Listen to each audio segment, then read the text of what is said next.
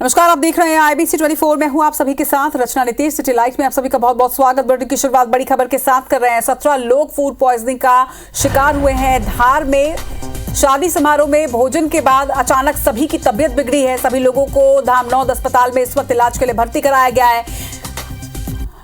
तो धामनौद के चंदावड़ा गांव का ये मामला है, जहां पर शादी समारोह में खाना खाने के बाद अचानक एक एक करके लोगों की तबीयत बिगड़ने लगी। बताया जा रहा है कि 17 लोग फूड पॉइजनिंग का शिकार हुए हैं। इस वक्त सभी को अस्पताल में भर्ती कराया गया है। खबर पर ज्यादा जानकारी के साथ हमारे सहयोगी अमित हमारे साथ जुड़ गए हैं। अमित, इस वक्त सभी की स्थिति कैसी है? जी, आपको बता दूं, ये पूरा मामला जो है धर्मपुरी थाना क्षेत्र के चंदावड़ का है, जहां पर कल एक विवाह समारोह था, जिसमें बारात जो आई थी। उसके बाद देर रात बारातियों ने भोजन किया और उसके तत्काल बाद जब बारात विदा हुई तो कई मेहमान थे घर पे जो वहाँ रुके हुए थे, उन लोगों ने भोजन किया और उसके बाद आज सुबह उन्हें हल्की सी घबराहट और उल्टी की शिकायत होने लगी। तत्काल बाद जो है पुलिस को सूचना दी गई, साथ ही एम्बुलेंस को सूचना दी गई। तो एम्बुलेंस की सहायता से उन्हें धामनौद अस्पताल लाया गया है, जहां पर उनकी हालत अभी सामान्य है। तो अमित, शादी समारोह में तो कईयों ने खाना खाया होगा, सैकड़ों लोग सम्मिलित होते हैं। क्या बाकी की भी सेहत पर नजर रखी गई है, ऑब्जर्व किया जा रहा है? जी बिल्कुल, ये जो 17 जो पीड़ित लोग आए हैं फूड पॉइजनिंग के, ये सभी कहीं ना कहीं इन्होंने देर रात को भोजन किया था और जो शादी समारोह था कल देर रात्रि को था और जो भोजन था वो कल सुबह बना था। तो कहीं ना कहीं ये जो है कि भोजन खराब होने की स्थिति में ये मामला देर रात को भोजन करने वालों के साथ सामने आया है। फिलहाल 17 लोगों को जो है अस्पताल में भर्ती किया गया था, जिनकी हालत डॉक्टर द्वारा सामान्य बताई जा रही है। ठीक, चलिए खबर पर नजर बनाकर रखिएगा। फिलहाल तमाम जानकारी के लिए आपका बहुत बहुत शुक्रिया अमित। प्रधानमंत्री नरेंद्र मोदी के कार्यकाल के 9 साल पूरे होने पर जहां विपक्ष निशाना साध रहा है, तो वहीं 9 साल के कार्यकाल को बीजेपी नेता उपलब्धियों भरा बता रहे हैं। लोकसभा में बीजेपी के मुख्य सचेतक जबलपुर सांसद राकेश सिंह का यह कहना है कि पीएम मोदी के नेतृत्व में पूरी दुनिया में देश का मान सम्मान बढ़ा है। प्रधानमंत्री ने देश की बड़ी आबादी को समाज की मुख्य धारा में लाकर खड़ा किया। वहीं शाजापुर में बीजेपी के जिला कार्यालय में आयोजित कार्यक्रम में सांसद महेंद्र सिंह सोलंकी ने नए संसद भवन के उद्घाटन को लेकर हो रहे विरोध पर कहा कि एक पिछड़े व्यक्ति ने प्रधानमंत्री बनकर संसद का निर्माण करवाया, अब वो खुद उसका उद्घाटन कर रहे हैं तो किसी को क्यों आपत्ति है। इस दौरान पार्टी के प्रदेश मंत्री रजनीश अग्रवाल और प्रदेश उपाध्यक्ष आलोक शर्मा भी मौजूद थे। देश की एक बड़ी आबादी जो गरीब की श्रेणी में जिन्हें हम मानते हैं या हम ऐसा मानते हैं कि उन्हें सरकार की योजनाओं की आवश्यकता है, वो सब समाज की मुख्य धारा में आकर खड़े हुए हैं। आज भारत की संसद का स्वयं निर्माण करवा के स्वयं उसका उद्घाटन कराने के लिए आगे बढ़ रहा है। वो कौन लोग हैं जो नहीं चाहते कि भारत की संसद का उद्घाटन प्रधानमंत्री नरेंद्र मोदी जी प्रधानमंत्री नरेंद्र मोदी के कार्यकाल के 9 वर्ष पूरे होने के अवसर पर छत्तीसगढ़ में 30 मई से 30 जून तक लोकसभा स्तर पर संपर्क महाअभियान कार्यक्रम का आयोजन किया जाएगा, जिसकी रूपरेखा बनाने के लिए राजनांदगांव जिला भाजपा कार्यालय में आज बैठक की गई। इस बैठक में डॉक्टर रमन सिंह सहित लोकसभा क्लस्टर प्रभारी पूर्व मंत्री चंद्रशेखर साहू ने शिरकत की। रमन सिंह ने जानकारी देते हुए कहा कि छत्तीसगढ़ के 11 लोकसभा क्षेत्र के अंतर्गत 3 क्लस्टर बनाए गए हैं, जिसमें लोकसभावार कार्यक्रमों का आयोजन किया जाएगा। 2 क्लस्टर क्षेत्र में राजनांदगांव, रायपुर, दुर्ग, महासमुंद और कांकेर संसदीय क्षेत्र को शामिल किया गया है। मोदी जी के 9 साल की उपलब्धि, उस उपलब्धि को जन जन तक ले जाने का काम और बताना है कि पिछले 30-40 साल में जो काम नहीं हुए, गरीब उन्मूलन के कार्यक्रम की बड़ी बड़ी बातें होती रही, मगर मोदी जी के आने के बाद गरीबों के जीवन में परिवर्तन आया है। इंफ्रास्ट्रक्चर में सड़कों का जाल बिछा है, गांव-गांव तक पानी की व्यवस्था की चिंता माननीय प्रधानमंत्री जी ने की। 47 करोड़ से ज़्यादा लोगों के खाते खुल गए। इतनी सारी योजनाएं, उनको गिनाना और बताना जो जनता के खुद के जीवन में परिवर्तन आया है। मध्य प्रदेश के चुनावी राजनीति आदिवासी वर्ग के इर्द गिर्द ही घूमती नजर आ रही है। वजह है आदिवासी मतदाताओं की संख्या जो सबसे ज्यादा विधानसभा सीटों पर हार जीत का फैसला कर सकती है। अब कांग्रेस ने आदिवासियों के बीच जाकर उनके हक और अधिकार की बात कर चुनावी मंशा पूरी करने की तैयारी कर ली है। वहीं कांग्रेस अब बिरसा मुंडा की पुण्यतिथि पर खंडवा के हरसूद में एक बड़े कार्यक्रम का आयोजन कर रही है, जिसमें आदिवासी नेताओं को मंच संचालन की जिम्मेदारी के साथ साथ बाकी के काम भी सौंपे गए हैं। पार्टी का कहना है कि आदिवासी समुदाय शुरू से ही कांग्रेस के साथ रहा है और आगे भी कांग्रेस का ही साथ देगा।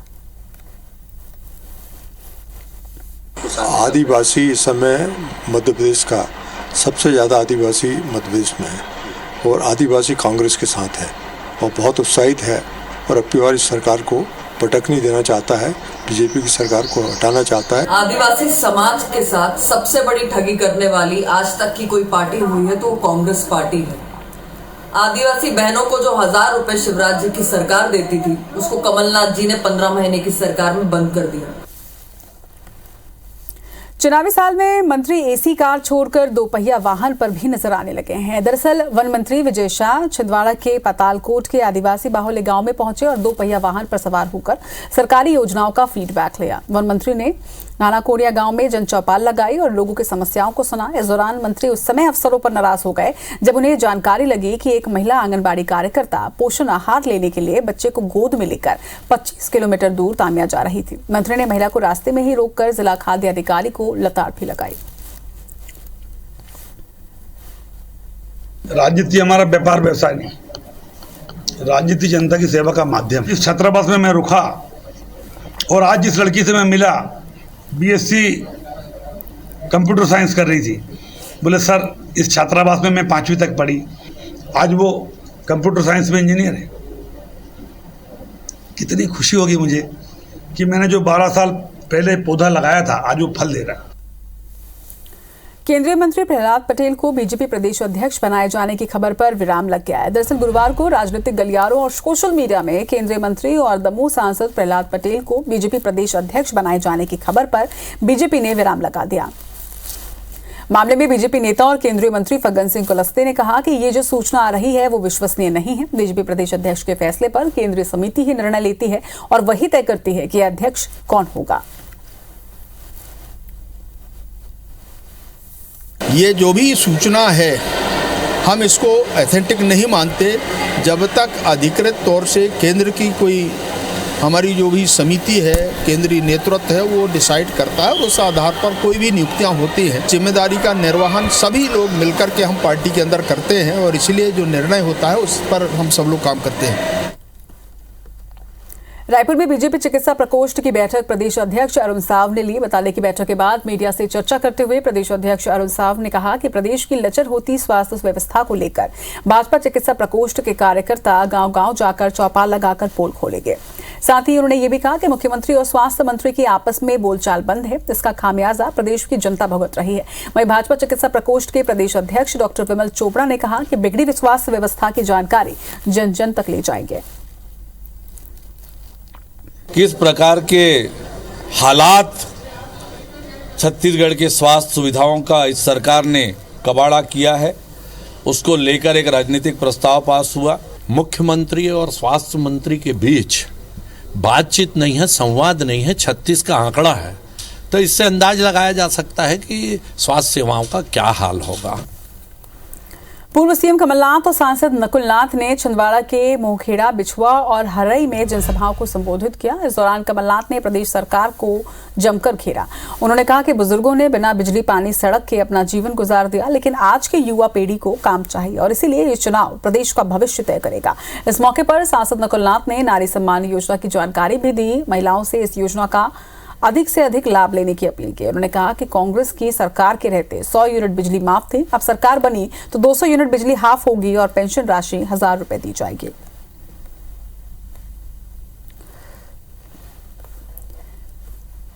राजन थाने में गहमा गहमी का माहौल नजर आया। आपको बता दें कि कांग्रेस के कार्यकर्ता दुर्गा सोनी एक मामले को लेकर थाने में शिकायत करने पहुंची थी, लेकिन पुलिस ने एफआईआर दर्ज नहीं की और ऐसे में कांग्रेस कार्यकर्ताओं ने थाना परिसर के भीतर घुसकर जोरदार हंगामा किया। पुलिस प्रशासन के खिलाफ नारेबाजी की गई।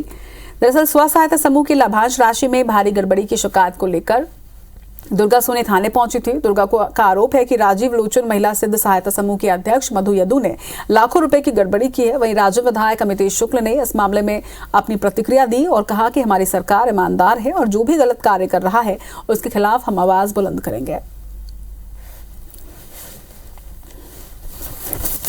रेडी टू ईट निर्माण कार्य से जो लाभांश राशि मिला, जो भी राशि मिला, उसको अध्यक्ष के द्वारा स्वयं रख गया और इनकी खुद की सहभागिता थी लाभांश राशि में, एज अ मजदूर इनको यूज किया गया। कार्रवाई देखिए, कार्रवाई जो है उसमें जो है एसपी ने आश्वस्त करा है कि इसमें निश्चित रूप से अब संज्ञान लेंगे और इसकी तहकीकात मैं खुद व्यक्तिगत करूंगा। ये मुझे खुद फोन पे एसपी ने आश्वस्त करा है। लेकिन यहाँ पे इनका ये कहना है कि आप एक बार पुनः जाँच कर ले, तो हमारे द्वारा इनको कहा गया है कि वरिष्ठ अधिकारियों के निर्देशन में दोबारा पुनः जांच कर ली जाएगी और जो भी वैधानिक कार्रवाई उसमें बन सकेगी वो हम करेंगे।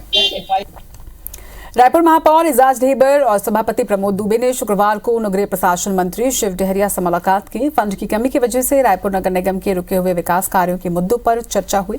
वहीं महापौर और सभापति के साथ एमआईसी सदस्य और कांग्रेसी पार्षद भी मिलने पहुंचे थे। हर वार्ड के विकास के लिए काम भी यहाँ पर चर्चा हुई है।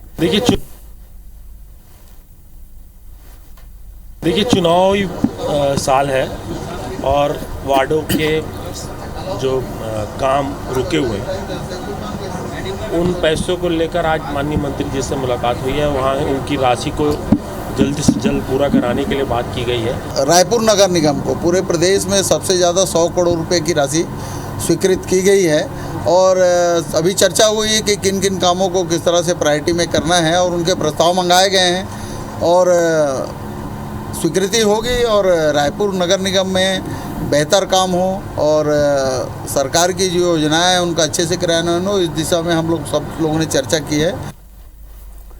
रायपुर नगर निगम से 8 सूत्रीय मांगों को लेकर भाजपा के तात्यापारा और रामसागरपारा मंडल के कार्यकर्ताओं ने जोन 7 कार्यालय का आज घेराव किया।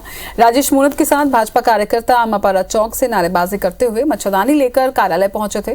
बता दें कि पूर्व मंत्री राजेश मूणत ने कहा कि नगर निगम में आम जनता को मूलभूत सुविधाओं के लिए भी भटकना पड़ता है। शहर की जनता मूलभूत सुविधाओं के लिए नगर निगम के चक्कर काटती है, परेशान होती है, वहीं लोग पैसे देकर अपना काम करवा लेते हैं। नगर निगम के नेता प्रतिपक्ष मीनल चौबे ने कहा कि निगम के अधिकारी आम जनता की नहीं सुनते हैं।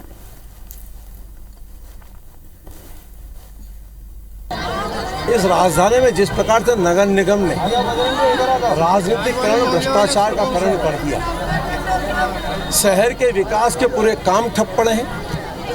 रोड, नाली, खंबा, पीने का पानी, यहाँ तक के गड्ढे खोद के पटक दिए, उसकी रिपेयरिंग तक नहीं हो रही। नगर निगम के माध्यम से जो सुविधाएं जनता को मिलनी चाहिए वो सुविधाएं जनता को नहीं मिल रही, इसलिए जनता में आक्रोश व्याप्त है। आम जनता के साथ आज हमने जोन का घेराव किया है। हमारी प्रमुख मांग यही है कि सफाई व्यवस्था जो लचर हो गई है वो दुरुस्त की जाए, विद्युत व्यवस्था दुरुस्त की जाए। जो प्रधानमंत्री आवास योजना का लाभ जिनको मिलना है वो नहीं मिल पा रहा है।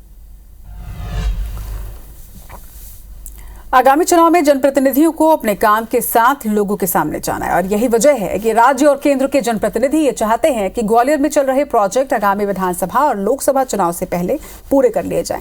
लेकिन केंद्रीय मंत्री ज्योतिरादित्य सिंधिया की निगरानी के बावजूद 14 प्रोजेक्ट का काम यहां लेट हो चुका है। लेट लतीफी से परेशान सिंधिया खुद हर हफ्ते प्रोजेक्टों से जुड़े अधिकारियों की समीक्षा बैठक कर रहे हैं। वहीं प्रोजेक्टों को लेकर बीजेपी नेता विवेक सेजवालकर मानते हैं कि सरकार जिस तेजी से विकास चाहती है उतना प्रशासनिक अफसर काम नहीं कर पा रहे। सबसे बुरा हाल स्मार्ट सिटी के प्रोजेक्ट का है, जिस पर कांग्रेस भी सवाल उठा रही है। काम सभी चल रहे हैं और कई सारी दिक्कतें उसमें आ रही हैं। कोशिश हो रही है कि उनको ओवरकम करें। उम्मीद है कि आने वाले समय जल्दी काम पूरे होंगे। अभी इस अवसर पर तो मैं इतना ही अपनी तरफ से कह सकता हूँ। कुछ भी बैठक लें, उधर अधिकारियों को साफ सीएम के निर्देश हैं कि इनकी बैठकों का आऊँ करना है, काम कोई नहीं करना है, इसलिए कोई काम नहीं हो रहा। वजह यह है कि सीएम का आदेश है कि सुनना नहीं है किसी की भी। गुटबाजी बहुत है। लिमिट होती है ना, वो जब हम समीक्षा कर रहे होते उस समय जो अपने को समझ में दोस्ते करते हैं, जब आगे बढ़ते हैं तो कई बार उससे पहले भी काम हो जाते हैं और कई बार उसमें थोड़ा समय कुछ में देना पड़ता है और इसीलिए हर मंडे को हम लोग समीक्षा कर रहे हैं।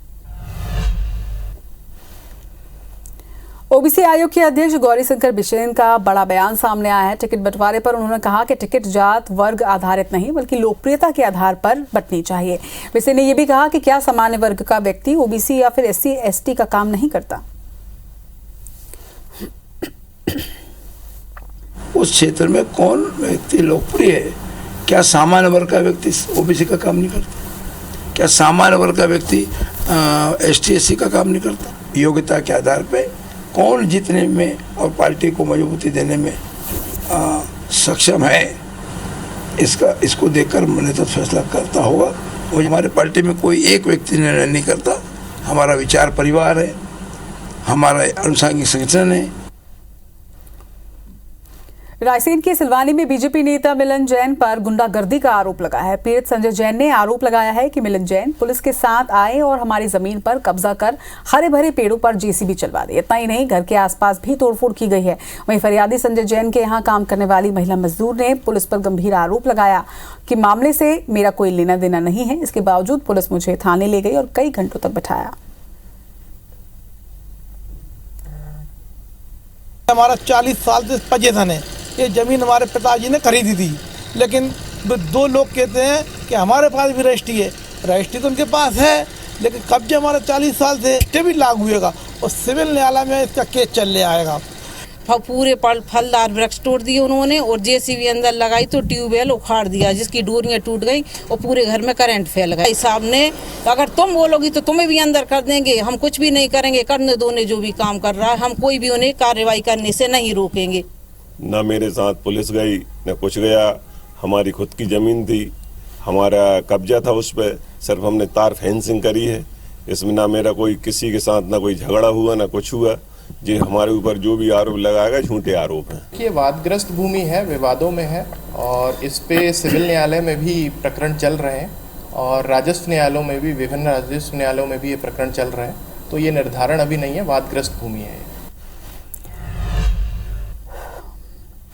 छत्तीसगढ़ में अब घर बैठे राशन कार्ड बनवाए जा सकेंगे। इसके लिए मितान योजना के लिए जारी नंबर 14545 पर कॉल करना होगा।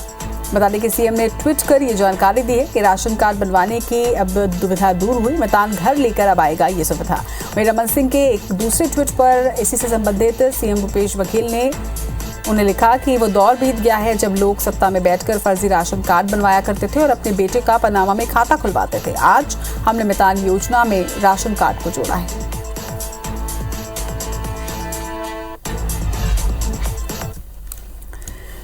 पुलिस विभाग के विभिन्न पदों में भर्ती परीक्षा की शुरुआत हो चुकी है, जो 29 मई तक आयोजित की जाएगी। आपको भी बता दें कि सूबेदार, उपनिरीक्षक, विशेष शाखा के उपनिरीक्षक, प्लाटून कमांडर और रेडियो विभाग के उपनिरीक्षक सहित दूसरे कई पदों पर भर्तियां होंगी। 20,618 अभ्यर्थी इसके लिए परीक्षा दे रहे हैं। वहीं 8 अलग अलग पदों के 975 रिक्त पदों पर सीधी भर्ती की जा रही है। एग्जाम को लेकर अभ्यर्थियों ने बताया कि उन्होंने परीक्षा की विशेष तैयारियां की हुई हैं।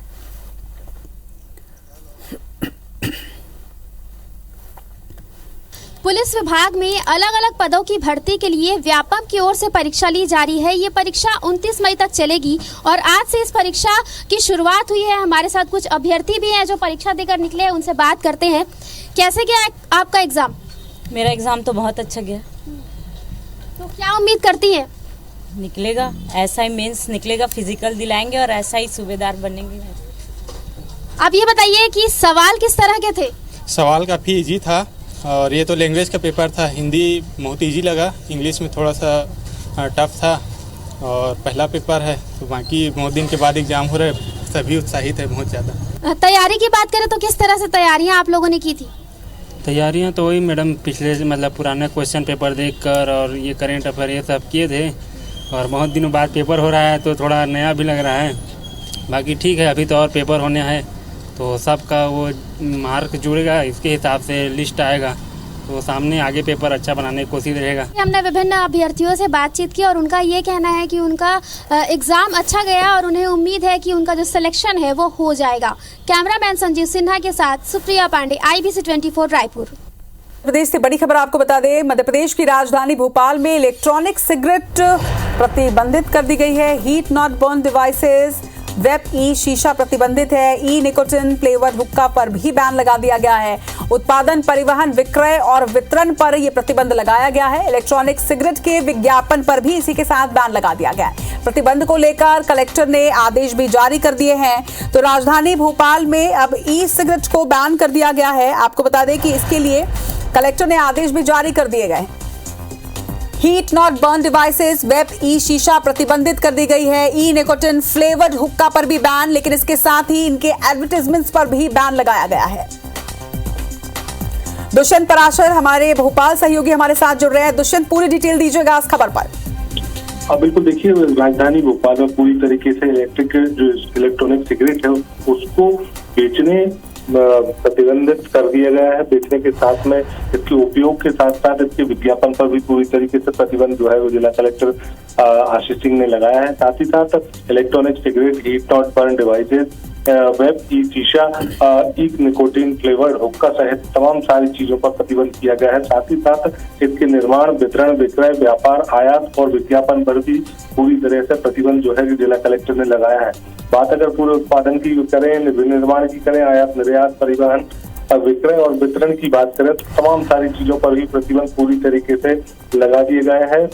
1973 अधिनियम के तहत धारा 144 भी इसको लेकर लागू की गई है। साथ ही साथ ये भी कलेक्टर ने अपने आदेश में कहा है कि इलेक्ट्रॉनिक सिगरेट के विज्ञापन पर भी पूरी तरीके से बैन रहेगा। अगर किसी भी तरीके से कोई भी व्यक्ति इसमें संलिप्त पाया जाता है तो उसके खिलाफ में वैधानिक कार्रवाई की जाएगी। प्रतिबंध को लेकर जिला कलेक्टर ने आदेश जारी किया है और आदेश को भी तत्काल प्रभाव से राजधानी भोपाल में लागू कर दिया गया है। ये माना जाए कि हुक्का और हुक्का लाउंज से जुड़े हुए पूरे आदेश जो है इसमें कहीं न कहीं ज्वाइंट रहेंगे और जिस तरीके से 3 क्लॉज देकर इसमें कल जिला कलेक्टर आशीष सिंह ने आदेश जो है वो पूरी तरीके से जारी किया है और तत्काल प्रभाव से राजधानी भोपाल में इस आदेश को लागू किया गया है। चलिए, एक बड़ा स्टेप ये निश्चित तौर पर लिया गया है। दुष्यंत, तमाम बातचीत के लिए आपका बहुत बहुत शुक्रिया। तो एक बड़ा अपडेट, एक बड़ी खबर यह है कि ई सिगरेट्स पर पूरी तरीके से बंद, ना सिर्फ उसके यूसेज पर बल्कि उसके विक्रय पर और साथ ही साथ उसके एड्स पर भी बैन लगा दिया गया है। खबरों में बढ़ेंगे आगे। मौका है मोदी सरकार के 9 साल पूरे होने का। नरेंद्र मोदी की सरकार ने इन 9 साल में क्या बड़े फैसले लिए हैं जिनसे देश की तकदीर बदली है, और वो कौन से फैसले हैं जिनके चलते सरकार बैकफुट पर आई, इस रिपोर्ट के जरिए समझने की कोशिश करते हैं।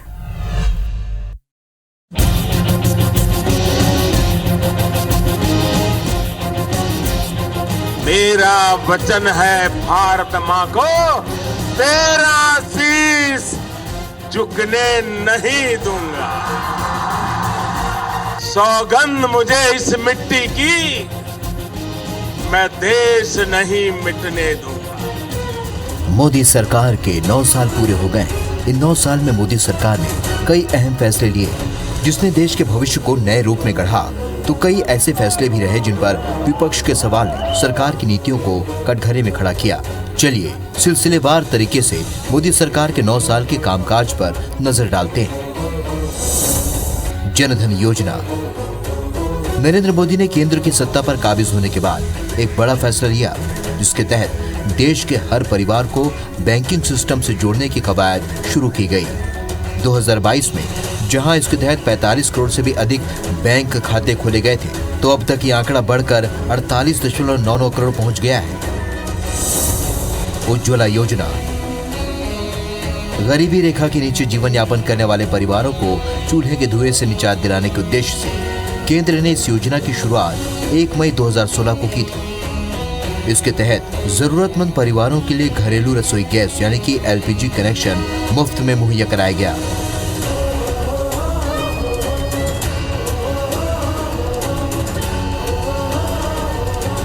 अप्रैल 2022 तक इस योजना में 9 करोड़ से अधिक एलपीजी कनेक्शन बांटे गए थे और यह आंकड़ा अब और भी बढ़ गया है।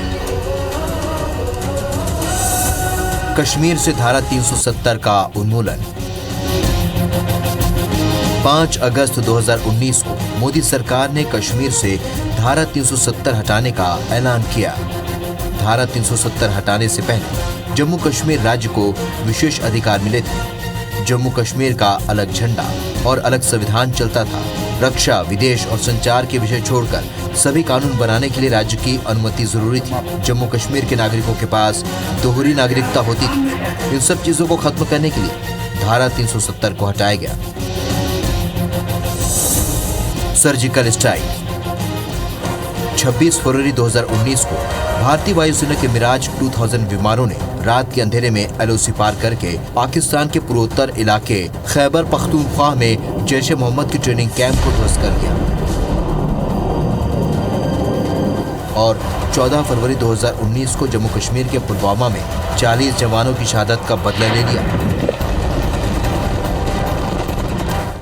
वो फैसले जिनसे मोदी सरकार की किरकिरी हुई। कृषि कानून, 3 कृषि कानून को लेकर सरकार की काफी किरकिरी हुई।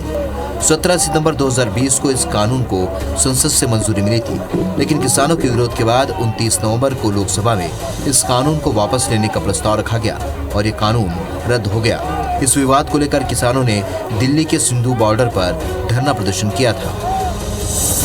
भूमि अधिग्रहण बिल।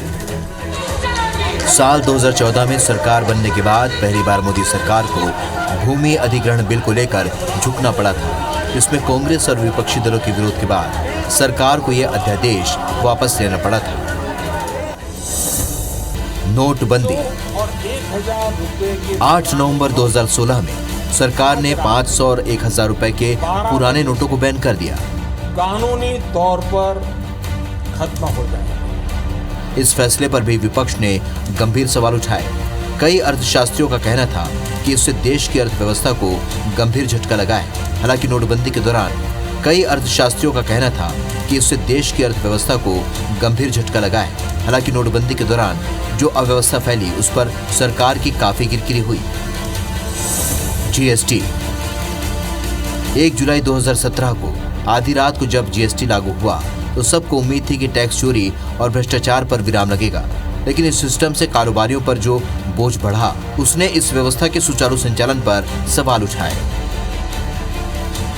मोदी सरकार के 9 साल पर पक्ष और विपक्ष के अपने अपने तर्क। सरकार का कहना है कि देश के बेहतर भविष्य के लिए भी कदम उठाए गए हैं। माननीय प्रधानमंत्री जी के नेतृत्व में देश की सरकार को 9 वर्ष जो पूरे हुए, माननीय प्रधानमंत्री जी का ऐतिहासिक 9 वर्ष का कार्यकाल है, तो उन उपलब्धियों को लेकर के पूरे मध्य प्रदेश के अंदर घर घर संपर्क का जो अभियान है, उस अभियान को लेकर के भी आज इन वर्गों के अंदर इन बैठकों में उसके बारे में व्यापक चर्चा करके ये अभियान ऐतिहासिक और यशस्वी बने, घर घर तक पहुंचना हमारा लक्ष्य है। वहीं कांग्रेस सरकार की नाकामी गिनाते हुए कह रही है कि मोदी सरकार की गलत नीतियों ने देश को पीछे धकेल दिया है। अर्थव्यवस्था से जुड़ा हुआ है। ऐसा क्यों है प्रधानमंत्री जी कि देश में महंगाई और बेरोजगारी आसमान छू रही है? ऐसा क्यों है प्रधानमंत्री जी कि पिछले 9 सालों में भी किसानों की आय 2 गुनी नहीं हुई है? 9 साल हैं, 9 सवाल हैं और प्रधानमंत्री को, खास तौर से प्रधानमंत्री को चुप्पी तोड़ने की अभी वक्त आ गया है। मोदी सरकार के 9 साल ने देश के आने वाले कल के लिए लकीर तो खींच दी है, चाहे वो डिजिटल इंडिया का सपना या फिर साइंस से लेकर इकोनॉमी में देश को आगे ले जाने का विचार। लेकिन इस कड़ी में सरकार के कुछ ऐसे फैसले भी हैं जिनसे जनता को परेशानी हो। हर सरकार की मजबूती और कमजोरियां होती हैं। पहले 5 साल के आकलन के आधार पर देश ने मोदी के नेतृत्व को दूसरा मौका दिया। अब बारी है मोदी सरकार के दूसरे कार्यकाल की परीक्षा की। 2024 के नतीजे साफ कर देंगे कि मोदी 2.0 का कार्यकाल कैसा रहा। Bureau report, IBC 24। छत्तीसगढ़ के चिकित्सा शिक्षा संचालक के अधिकार और जिम्मेदारी कम किए जाने के मामले में मेडिकल कॉलेज टीचर एसोसिएशन ने विरोध दर्ज करवाया है। बता दें कि टीचर एसोसिएशन के प्रतिनिधिमंडल ने ACS रेणु पिल्ले से मुलाकात की और कहा कि DME का पद डॉक्टर कैडर के लिए महत्वपूर्ण है, लिहाजा इसके अधिकार और जिम्मेदारी को पूर्व की तरह बहाल किया जाए। Madhya Pradesh power management company के सर्वर को हैकरों ने हैक कर लिया। इस वजह से पावर मैनेजमेंट कंपनी का कामकाज 5 दिनों से ठप है। वहीं साइबर अटैक के बाद Madhya Pradesh power management company के IT विभाग ने कंपनी की वेबसाइट को सुधारने की जी तोड़ कोशिश की, मगर 4 दिनों की जद्दोजहद के बावजूद कंपनी के अधिकारी सर्वर का कंट्रोल नहीं ले पाए। फेसबुक के माध्यम से महिलाओं को झांसे में लेकर देश भर में करोड़ों रुपए की ठगी करने वाले 3 विदेशी नागरिकों को रायपुर पुलिस ने दिल्ली से गिरफ्तार किया। बता दें कि मैट्रिमोनियल साइट में फर्जी ID बनाकर आरोपियों ने पीड़ित महिला डॉक्टर को झांसे में लिया और 13 लाख रुपए की ठगी की थी। एक पार्सल भेजने के नाम से कि एक गिफ्ट मैं आपके लिए भेज रहा हूँ, ऐसा उसने प्रार्थिया को बताया और फिर कस्टम के नाम से 13.5 लाख रुपए की रकम फ्रॉडस्टर ने विक्टिम से जमा कराई। पुलिस ने इस पे केस दर्ज करके पतासाजी करके दिल्ली से इन 3 लोगों को अरेस्ट किया है, जिसमें से 2 आरोपी नाइजीरिया के और 1 आरोपी बेनिन कंट्री का है। इस बीच कांकेर का रुख करेंगे, जहां पर सुरक्षा बलों और नक्सलियों के बीच मुठभेड़ की खबर सामने आ रही है। बड़गांव के पास जंगलों में मुठभेड़ चल रही है। आधे घंटे से बताया जा रहा है कि दोनों ओर से फायरिंग जारी है। सर्चिंग ऑपरेशन पर बीएसएफ की पार्टी निकली हुई थी और इस घटना की पुष्टि एसपी सलभ सन्ना ने भी की है। जरा जानकारी के साथ हमारे सहयोगी अमित चौबे हमारे साथ जुड़ रहे हैं। अमित, इस वक्त की स्थिति के बारे में जानकारी दीजिएगा और लगभग कितने बजे से ये मुठभेड़ जारी है? देखिए, लगभग आधे घंटे से मुठभेड़ चल रही है। पुलिस को बीएसएफ पार्टी को सूचना मिली थी कि नक्सली यहाँ पर मौजूद है।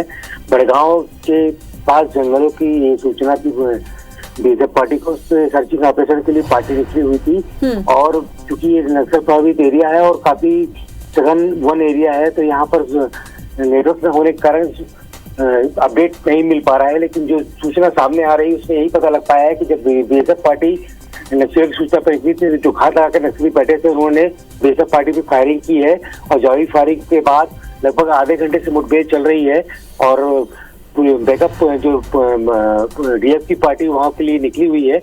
लेकिन अभी तक जो सूचना आई है कि अभी तक मुठभेड़ जारी है और जो सुरक्षा बल जो है नक्सलियों को जवाब देने में लगे हुए हैं। जी, ये मुठभेड़ लगातार आधे घंटे से अगर चल रही है, लगातार फायरिंग की जा रही है, कितनी बड़ी यहाँ पर पार्टी पहुंची हुई है और क्या और भी जवान वहां के लिए निकलेंगे, इस तरह की कोई सूचना आपके पास? देखिए, तो कांकेर एसपी सलभ सन्ना ने बताया है कि अभी हम लोगों को जो सूचना मिली थी उस आधार पर डीएफ की पार्टी उस पर निकली है और नक्सलियों को घेराबंदी करने में लगी हुई है। बहरहाल जो सूचना सामने आई है, मुठभेड़ लगातार चल रही है और अभी तक जो किसी के भी घायल होने की या नक्सलियों के घायल होने की कोई खबर सामने नहीं आ पाई है, पर अभी तक मुठभेड़ जारी है। आगे जब सूचना और भी सूचना निकल के सामने आएगी उसके बाद ही स्पष्ट हो पाएगा कि वास्तविक स्थिति क्या है। चलिए, खबर पर लगातार अपडेट्स आपसे लेते रहेंगे। फिलहाल तमाम जानकारी के लिए आपका बहुत बहुत शुक्रिया अमित।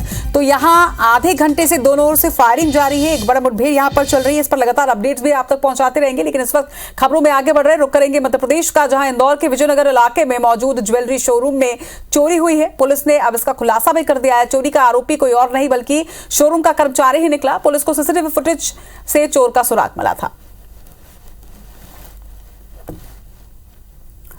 कांकेर जिले में एक शर्मसार करने देने वाली घटना सामने आई, जहां पर 21 साल की युवती को मानसिक रोगी बताकर इलाज के नाम पर बेड़ियों से जकड़ दिया गया। मामला जिला मुख्यालय से 18 किलोमीटर दूर सरोना गांव का है, जहां भानु प्रतापपुर क्षेत्र के भीरा गांव की रहने वाली युवती को उसके परिजन मानसिक रूप से विक्षिप्त बताते हैं और उसे बैगा से इलाज करवाने कांकेर के नजदीक सरोना गाँव लेकर आए।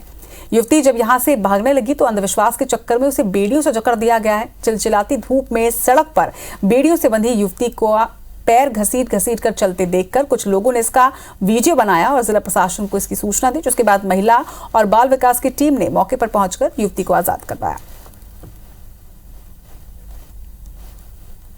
हाँ, एक ऐसा मामला है जिसमें कल रोड पे एक लड़की जो बेड़ियों से बंधी हुई, उसकी सूचना हम लोगों को मिली थी और कलेक्टर मैडम और सीओ सर के निर्देश पर फिर हमारी टीम ने, पुलिस की टीम ने उसको रेस्क्यू किया और रेस्क्यू करके उस लड़की को फिर हमारे सखी सेंटर में उसको सेंटर प्रदान किया गया। अभी लड़की की हालत स्थिर है और उसको हम लोगों ने मेडिकल ट्रीटमेंट के लिए हॉस्पिटल लेके गए थे।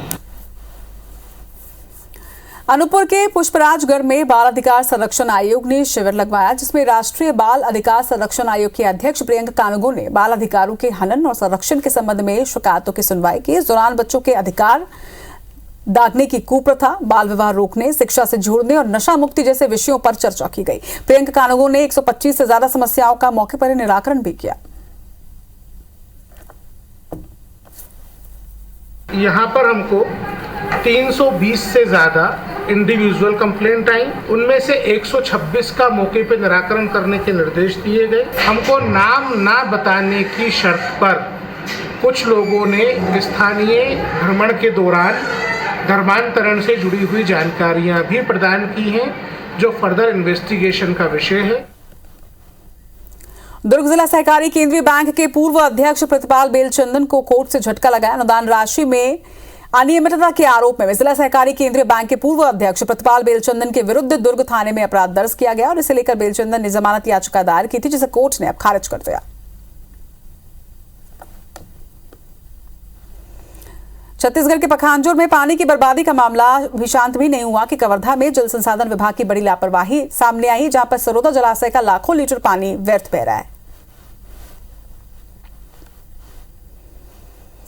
भाटापारा के करार में जल समस्या से ग्रामीण काफी परेशान है। ग्रामीणों को उनके घरों में शुद्ध पेयजल पहुंचाने के लिए लाखों रुपए खर्च कर सरकार ने ओवरहेड टैंक का निर्माण तो करवाया, लेकिन ये टंकी केवल प्रदर्शनी है।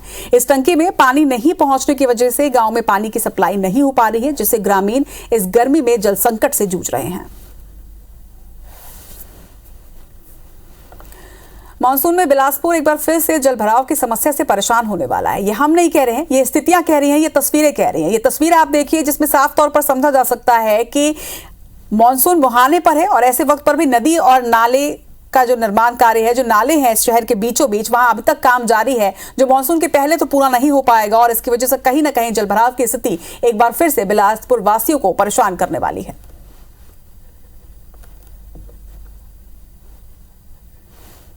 और इसी के साथ इस बुलेटिन में फिलहाल इतना ही। आप देखते रहिए IBC 24। शुभ रात्रि।